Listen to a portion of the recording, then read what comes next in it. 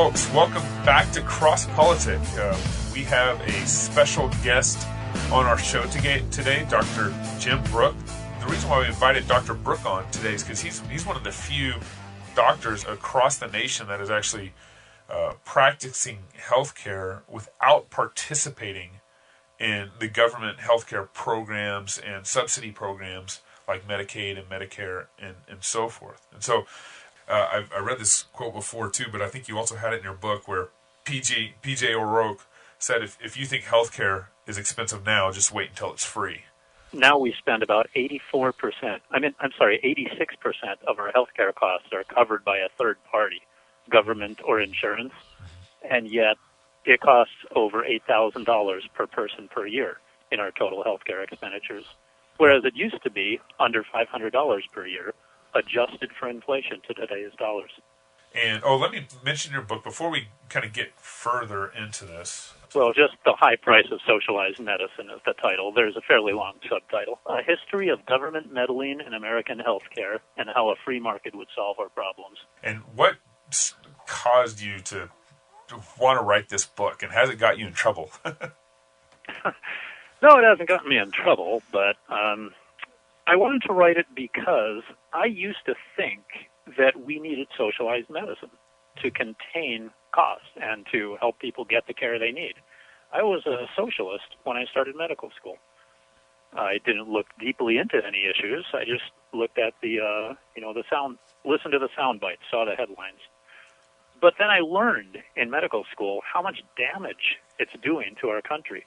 We have a semi-socialized system already. We have before Obamacare. And I learned how much damage that was doing to people that it was supposed to be helping and to the country as a whole. And since people were clamoring for more of it as a way to fix the problems that it caused, I thought I ought to help educate the people as to why we have those problems. Can you maybe, for our listeners, talk a little bit about what are some of the problems you ran into? People don't take care of themselves, for one thing, and it makes everything so much more expensive. And it actually ends up limiting access. For example, Medicare patients. I see patients in my town of Idaho Falls that are over 65 because they can't find a doctor who will take new Medicare patients. It's too harmful to their practices. And there are certain things Medicare won't cover that are proper to be done. I was talking to a patient the other day about medical tourism for back surgery he needed that he couldn't get on Medicare, so he's going to have to go out of the country or to a free market surgery center in Oklahoma maybe to get it done.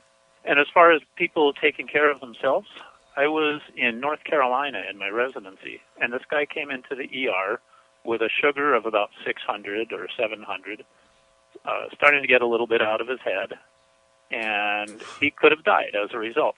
And when I did the social history, as we do in our complete history and physical, I found that he's drinking and smoking about $150 worth of alcohol and cigarettes per month. And I asked him why he didn't take the medication for his diabetes that at the time was only about $20 a month. And he said because his Medicaid card from Pennsylvania didn't work in North Carolina. All the while, he's spending 8 times as much on beer and cigarettes, and he would not buy his diabetes medicine. He went into the hospital to make somebody else pay for him. Kind of the big narrative that gets lobbed back and forth on all this is capitalists are greedy, right? It's the root of all our problem societies, right? And capitalism makes high prices because people obviously want to make more money. If you're in a true capitalistic society, people are going to try to get the prices as high as possible so they can maximize their profits, etc.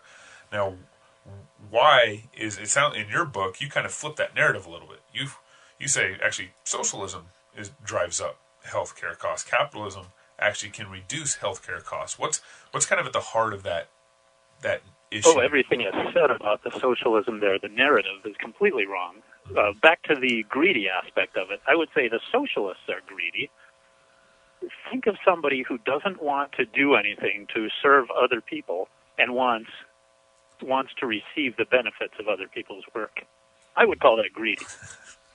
Whereas in capitalism, well, I'd like to call it free markets. In free markets, If you want the service of another, you need to provide service to yet another person and be paid in those certificates of service that we call dollars.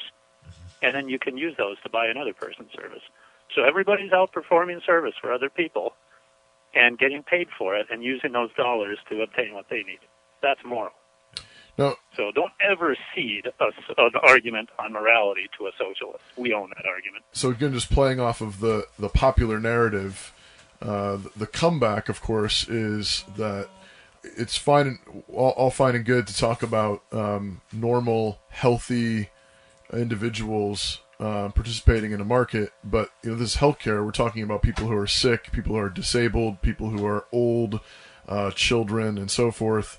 Part of the argument that comes back, of course, is that these people can't provide for themselves. They're sick. They have diseases. They're disabled. They're old. They're young. Isn't there a place? Doesn't the community, doesn't the state need to help provide for these weak, hurting people? And isn't the free market just going to crush them? Well, first of all, nowhere near all the people that need health care are disabled, unable. I needed a knee surgery myself, and I'm about as healthy as they get, but I was able to pay for it myself. Now, there are some people that fit that situation. You're right. The thing about free markets is it makes things cost so much less that it becomes so affordable. For example, the knee surgery I had in the Surgery Center of Oklahoma cost $3,700, including the surgeon, the hospital fee, the anesthesiologist, everything. It would have cost $20,000 perhaps here at an insurance hospital in southeast Idaho. So things cost a lot less. So people can afford to pay them if they do receive a little charitable help from others, if they're unable to do anything themselves. Right. If they're just an average working person, people can pay for these kinds of things out of pocket. But charity kicks in the private sector. There's a website called GoFundMe.com that had over $1 billion channeled through it toward charitable causes in last year alone. Americans gave $358 billion to charitable causes that they itemized on their tax returns last year. That doesn't count all the stuff they didn't itemize and all the time they gave. Right. So things would be so much less expensive if we weren't having to pay about 40% of our income in taxes to all these gimme handout organizations. We would have so much left over for these charitable donations and a surplus. How does this, you mentioned this hospital in Oklahoma that's a free market hospital. How does it work? How does it function financially and stay afloat? Well, people just pay them and they provide a service and they make a profit and they keep going. They get people coming from all over the country. I went from Idaho Falls. People come from Atlanta or wherever else. And they just figured out how much it costs to perform the work, and they add the necessary markup, and they come out with fees like $3,000 for a tonsillectomy. And the only reason they're that high is because they don't have competition. The doctor who runs the place admits to me his prices would probably be a lot lower if somebody was competing with them. Let's talk about, kind of apply some of this conversation to our current framework, Obamacare. What do you think about Obamacare, and what is that doing as it rolls out more and more? Well, let's see. The government created the problems of high price and low service by interfering with the free market. So if I'm a politician, what would I do about that to solve our problems? I'd interfere with the free market more. I just don't see how that can possibly help anything. It just causes waiting lines to grow. It causes prices to go up. We were promised lower insurance premiums. Of course, we've seen them get much higher. A lot of people think insurance premiums are lower, but it's only because they're subsidized. Obamacare really is a very fascist form of economic policy. It's forcing people to do business with a certain big business, the marriage of big business and government to the benefit of both, and forcing the peasants, the people like us, to do their bidding. If you're king for a day, president for a day, what are some immediate steps that you'd want to take in terms of changing healthcare in America? There are quite a few of them, actually. Yeah. I would want to remove the tax deductibility for health insurance, no matter who's paying for it, whether private, whether individuals or companies. People say they want to level the playing field and get health insurance tax deductible no matter who's paying for it, but I would remove that so that it assumes its true value in relation to other things, lumber, food, building materials, real estate, whatever, and reduce overall tax rates so the net change is revenue neutral.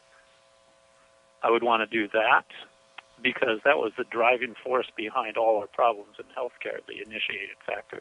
I would want to start phasing out Medicare over a period of about maybe 15 years. Mm-hmm. I would want to probably remove Medicaid over a period of about 3 years, maybe. I would want to eliminate the FDA and let there be a pro-choice environment, in healthcare for your own body when it doesn't involve another body inside of you. I would say let's go pro-choice when it's your own body. Yeah. That would cause the research cost of medications to come way down, and things would get to the marketplace much faster. Most people respond, but we've got to have safety certification. Well, that is exactly why some private free market group would spring up to meet that demand. Some company that would be so greedy that they would try to do their best for both consumers and manufacturers that they get the business. 3 cheers for greed. That's another thing you said before that I meant to bring up. Greedy big businesses. They charge more money because they're so greedy. No, they charge less money because they're so greedy. Right. People rail about the greed of Walmart. And who's got the lowest prices in town? Walmart. Right. It's the anti-poverty company. Generally speaking, technology, when it's introduced into an industry, it should be bringing costs down.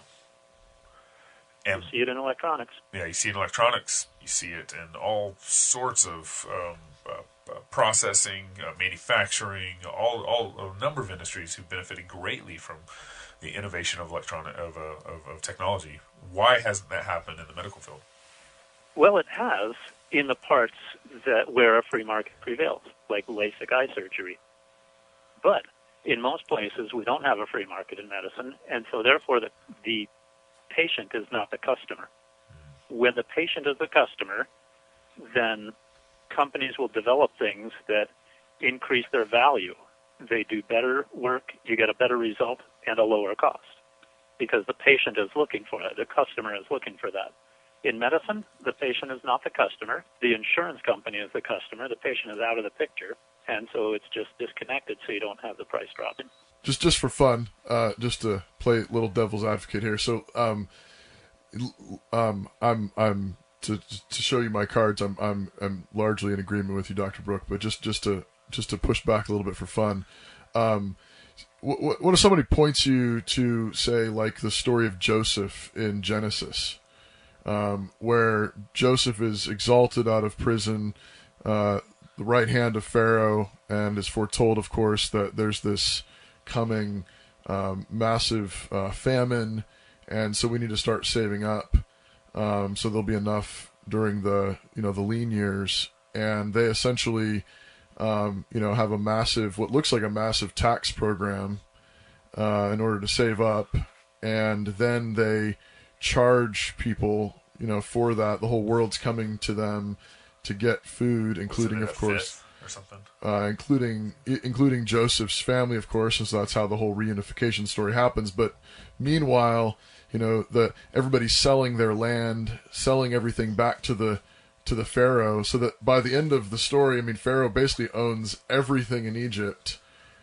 Everyone's alive, but I can see somebody pushing back and saying, isn't that a story where the government got involved in and save the world, and saving the poor? What do you say to something like that? Actually, that's the story of Joseph is pretty interesting. Genesis chapter 47, you're getting into there. I doubt that it was a taxation program. It doesn't say yes or no to that question in the Old Testament. It said he gathered up all the corn, all the grain. I suppose it says all the grain, But I suppose he probably gathered it up through buying it, because he didn't have the authority yet to just take their grain. When money failed, they sold themselves as slaves. And the terms of that arrangement were that they had to give Pharaoh 20% of all they have. By the way, we are twice as enslaved now. We have to give 40% of our production. Yeah. We are twice as enslaved as the slaves of Egypt. As Israel. But back to the main point. Yeah. So he didn't have the authority to just take it. That came about as a 20% arrangement when they sold themselves as slaves. I suspect that it was a supply and demand situation, that with that great surplus, the price was so low for the corn that they were able to just buy it up very cheaply. Huh. And then sold it back later at a higher price. And they ended up acquiring all the money, and then the people sold themselves as slaves. Yeah. Right. That's really helpful. That's great. That's a good. I've never heard that That's angle. That's a great answer. My reasoning behind that, or my idea behind what Joseph was doing, was he's working under a pagan government trying to come up with the best solution possible, and that's why he did it. But it also ended up being the mechanism. Joseph's decision here ended up being his mechanism to end up enslaving his future generations. And that's how they got pulled into Egypt. So I wonder how we got so far enslaved. As I said, we're twice the slaves. Yeah, right. That's right. 40%. Yeah, no, that's a very good point. Yeah. So when you get in these discussions, and are these caricatures and ways, the narratives that are out there, it's in some sense it's kind of you spend most of the time kind of correcting the narrative. It's like no, everything you're saying about the free market it is exactly what socialism is and will do. How do you deal with that? It's more of a battle of narrative than anything, and we're losing the narrative. Yeah, that is tough, because so often we cede the moral case while trying to make the economic pragmatic case. And I don't think we should ever do that. We should be very actively really making it clear just how vile, just how morally repugnant socialism is, taking from people by force in order to pay for others so that they don't have to do anything to carry their own weight. We need to make our arguments more proactively. We need to be making the case just how affordable things are in a free market. Use electronics as an example. The $20,000 widescreen flat TV, flat screen, whatever you call it, TV, 50 inches across, 15 years ago it cost $20,000 and now it costs $500. We need to make the case for that sort of thing being the nature of healthcare if we had a free market. We talk about, people say there's a gap, this big gap between the rich and the poor in America. We shouldn't say, oh no, there's not. We should say, sure, and that's a great thing, because the wealthy are lifted so much, and the less wealthy, not the poor, mind you, the less wealthy are only lifted partially as much. Rather than everybody being equally impoverished, we're unequally raised. And so we need to make the case that everybody is benefited. Right. And if you go to the home of a so-called poor person in the U.S., and you look at all the flat-screen TVs and computers and cell phones for all their kids, we need to make the case that that would be the same kind of abundance that would exist in healthcare if we had a free market. An MRI scan would be just as affordable to them as their big computer. Because it is a computer. Essentially, yeah.